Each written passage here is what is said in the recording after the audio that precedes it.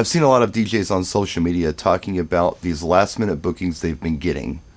And the reason they're getting them is because DJs are backing out last minute for things like wedding receptions. And the comments on posts like this read something like you'd imagine. I can't believe these DJs are so unprofessional that they'd back out on a client on their special day. How dare them? These are people who aren't serious about their craft. That's what they get for not hiring a true professional. It goes on and on like that. But you know what? I think that some of these people making these comments are assuming an awful lot. Even the people taking these events are assuming an awful lot sometimes, because it's not always this evil bad DJ who's just backing out of an event because, or ghosting a client because. Let's think about the kind of things that are probably more likely. Maybe the client had to reschedule their event. Maybe they were booked for, let's say, last year October, and they had to reschedule for this year October. And they've told the DJ, we're rescheduling on this date, and the DJ can't do it because they have other obligations. It is what it is. You can't be two places at once. You can't always guarantee a rescheduled date, especially when there's been cancellations because of the pandemic. I have a friend who had agreed to do an event for kind of, I would say, an acquaintance. This wasn't really a pal of his. They were in Taekwondo class together. And this one guy said, hey man, I'm getting married. Will you do my wedding? He's like, yeah, sure, I'll do it for you. He says, well, how much will you do it for me for? And he gave him a relatively low price. He's like, you know what? I'll just take care of it for you for this. And the guy said, okay. Then the guy wanted him to attend rehearsal, which was an hour and a half away.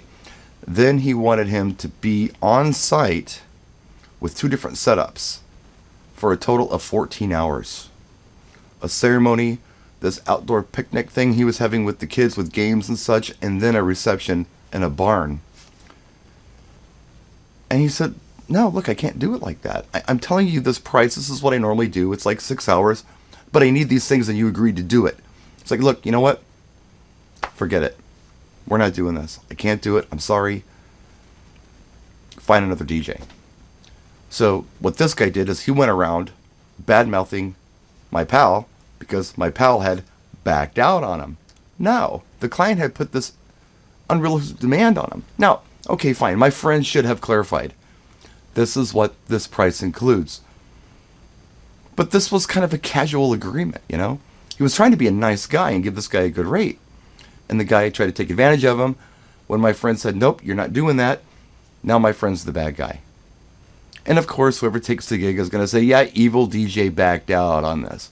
Not the case. Here's something else. We've got COVID variants running around right now, getting spread. I'm vaccinated, but I could catch a variant that I'm not vaccinated for. How would I feel about going to an event and spreading this variant?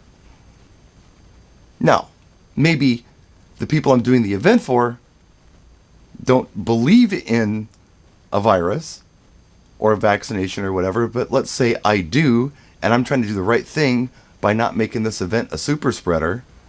I'm a bad guy because I'm like, hey, look, I can't do this. That's not backing out exactly. I had a stroke 10 years ago. I had gigs on the books. I couldn't do them. I was in the hospital for 5 weeks. I had to have other people do these events. That does not mean I backed out. I couldn't be there. So maybe it's not always as bad as we think. I'm not suggesting it never happens where a DJ just ghosts a client and backs out. Maybe they hired a cousin and the cousin doesn't want to do it anymore, whatever the case might be. I'm not suggesting that. We can't assume that it's always this evil DJ. Sometimes it's the client throwing a DJ under the bus when the DJ had completely legitimate reasons for not doing the event. So anyway, that's it. Thanks for watching. We'll see you soon. I appreciate you so much.